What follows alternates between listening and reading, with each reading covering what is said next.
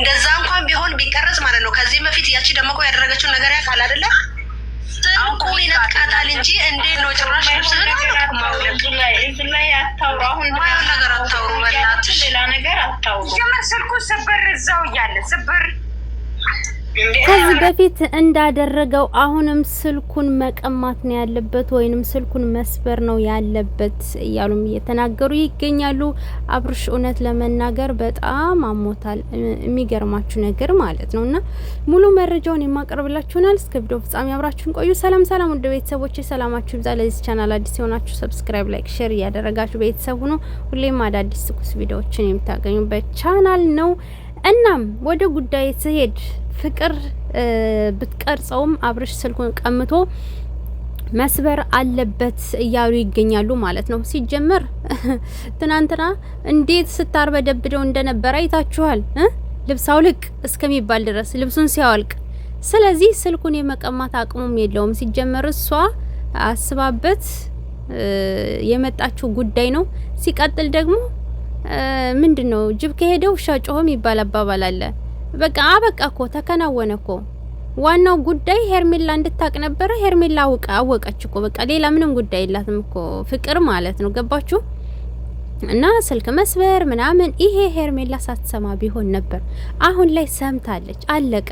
ሄርሜላ እውነት ዛሬ ከፍቅር ጋር ተኝቶ እያየችው ከዚህ በኋላ ካልቆረጠላት በቃ መቼም አይቆርጥላትም። አብርሽ በምንሽሮ ያደረገው ነገር አለ ማለት ነው። ይቅር ይበለኝ። እኔ እንደዚህ ማውራት አልፈልግም። በነገራችን ላይ ግን እናንተ ስታስቡት ሴቶች እየሄዱ የሚጣበቁበት የሆነ ነገር ያለ አይመስላችሁም? እውነት እንደዚህ አይነት ሴት እኔ አይቼ አላቅም። ራሱ ሌላ ሴት ጋር እንኳን ተኝቶ የማይቆርጥላት ብዙ ነገር በአደባባይ እየተናገራት በኮንፊደንስ እንደማያፈቅራት ሽማግሌ የማይልክላት ብዙ ነገር የማያደርግላት ሰው ጭራሽ ልጅ ከወለደ በኋላ ልጅ ነኝ የሚል ሰው ያልቆረጠላት መቼም አይቆርጥላት። ልንገራችሁ ማለት ነው። ገባችሁ? ሲቀጥል ደግሞ ፍቅርዬ ጅል አይደለችም። ጥንቁቅና በጣም ብልጥ ደግሞ እጅ የማትሰጥናት። እንዲህ አይታችኋል እኮ ምን ያክል ስታንቀጠቅጠው እንደነበረ ማለት ነው። ገባችሁ?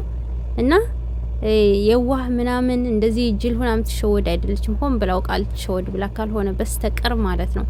እና ፍቅርዬ አንበሳዋ ደግሞ መሰልጠኗን እንዳትረሱ። ተገለባባጭ ናት። ሲፈልግ በቴስታ ሲፈልግ በካራቲ ሲፈልግ አክሮባት የምትገለበጥ መሆኗን እንዳትረሱ ማለት ነው። ገባችሁ? ምሩቅ ስለሆነች ማለት ነው። የፉአድ ምሩቅ። ሲቀጥል ደግሞ እናንተ አንድ ነገር ልንገራችሁ። የምር አብርሽ ታሟል። የምር እዩትማ ወላሂ ወገቡ ማለት ነው እንዳለ ቀይ ብጥብጥ ያለ ጥቁር ግግር ያለ ምናምን ነገር አለው ማለት ነው። ከፈለጋችሁ ኮሚኒቲ ላይ ለጥፍላችኋለሁ። እዚህ ውስጥ ላይ መለጠፍ አልችልም ማለት ነው። ገባችሁ? አደጋለሁ። ታምኔሉ ላይ ራሱ እኔ እንጃ እየፈራሁ ነው መለጥፍላችሁ እንጂ አላለጥፈውም እችላለሁኝ አላቅም። ምክንያቱም ፈራሁት ማለት ነው። ራቆት ነገር ምናምን እንት ማለት ማብዛት ጥሩ አይደለም ማለት ነው። ገባችሁ?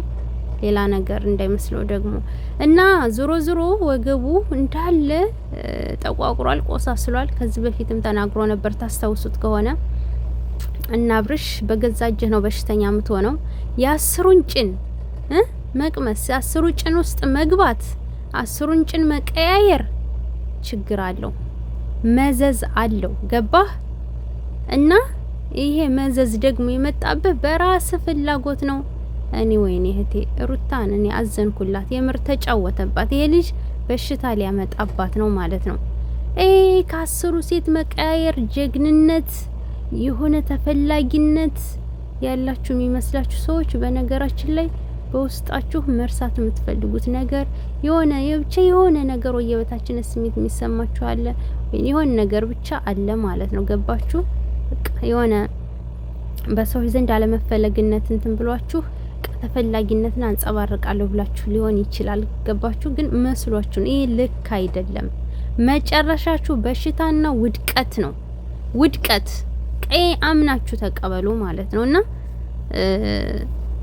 አብርሽ እኔ እንጃ መጨረሻ ያየው ሰው ግን ወላሂ መጨረሻ ያየው ሰው አላውቅም።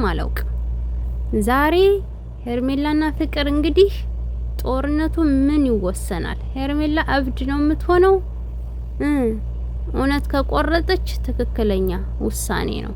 ካልቆረጠች ደግሞ በቃ የሆነ ነገር አለ። እቺ ልጅ ለአንደኛው ታውራለችና ለማንኛውም መወሰንን መታቀብን የመሰለ ነገር የለም። እሱን ነው እኛ ስንማር የተማርነው ትምህርት ቤት ስንመላለስ። የሱ ግን የከፋ ሆኗል። ግን መጨረሻው ወገቡን ተመልከቱት። እንደው ኮሚኒቲ ላይ ገብታችሁ ስሞትላችሁ እዩት ማለት ነው። እና ወዶችዬ በቀጣይ ቪዲዮ እንገናኝ። እስከዛው ድረስ ሰላም ቆዩልኝ። የዛሬውን ጦርነት ደግሞ አቀርብላችኋለሁ። ኋላ ጠብቁኝ።